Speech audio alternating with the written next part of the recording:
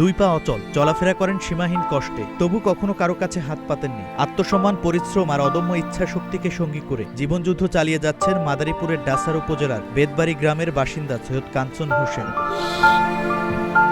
শৈশবে টাইফয়েড জ্বরে আক্রান্ত হয়ে হারান দুই পায়ের স্বাভাবিক কর্মক্ষমতা, কিন্তু শারীরিক প্রতিবন্ধকতা তার স্বপ্নকে থামিয়ে রাখতে পারেনি। স্ত্রী আসমা বেগমকে সঙ্গে নিয়ে গড়ে তুলেছিলেন একটি মুদি দোকান। তবে 2023 সালে ভয়াবহ অগ্নিকাণ্ডে মুহূর্তেই পুড়ে ছাই হয়ে যায় তাদের সেই স্বপ্নের দোকান। সবকিছু হারিয়ে নতুন করে অনিশ্চয়তার মুখে পড়ে পরিবারটি।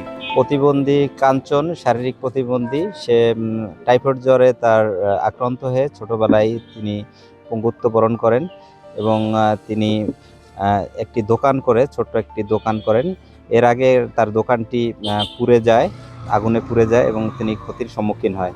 তারপরও তিনি সকলের সহযোগিতার মাধ্যমে ছোট একটি আরেকটি দোকান দিয়েছেন। সেখানে তিনি সিঙ্গারা, পুরি, সামোসা এগুলো বিক্রি করেন।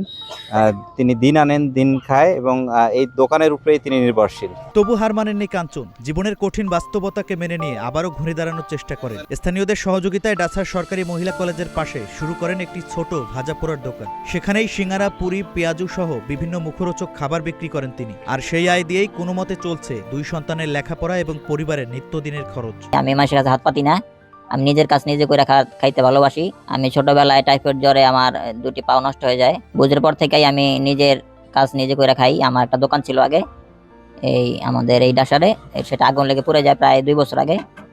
এখন ওই দোকান পড়ার পরে আমি অনেক চেষ্টা করছি, ওই দোকান ঠিক মতো চালাইতে পারি না দেখে আবার এই দোকান দিচ্ছি অনেক কষ্ট করে। এই দোকানদারিতে আমি ভাজা পোড়া বিক্রি করে খাই, আমার সাহায্য করে আমার স্ত্রী। সংগ্রামের এই দীর্ঘ পথে প্রতিটি মুহূর্তে তার সবচেয়ে বড় শক্তি হয়ে পাশে আছেন স্ত্রী আসমা বেগম। সংসারের হাল ধরতে স্বামীর সঙ্গে কাঁধে কাঁধ মিলিয়ে কাজ করে যাচ্ছেন তিনি। আমার দোকান পড়ার পরে আমি হাল ছাড়ি নাই যে কিছু একটা করে আমাদের সংসার চালাইতে হবে। আমার 2টা মেয়ে, আমার এই দোকানটা দিয়ে একটু টানাপড়ি লাগে, পুরোপুরি চালাইতে পারি না। তারপরেও আপনারা যদি একটু সাহায্য সহযোগিতা করেন তাইলে আমি একটু ভালোভাবে চলতে পারবো। দুই পা অচল হলেও আত্মসম্মান আর কঠোর পরিশ্রম দিয়ে জীবনকে এগিয়ে নেওয়ার অনন্য দৃষ্টান্ত স্থাপন করেছেন সৈয়দ কাঞ্চন। তার সংগ্রামের গল্প শুধু অনুপ্রেরণার নয়, দায়িত্ববোধ ও আত্মমর্যাদার এক উজ্জ্বল উদাহরণ। শাহিন আলম, গ্রিন টিভি ডিজিটাল।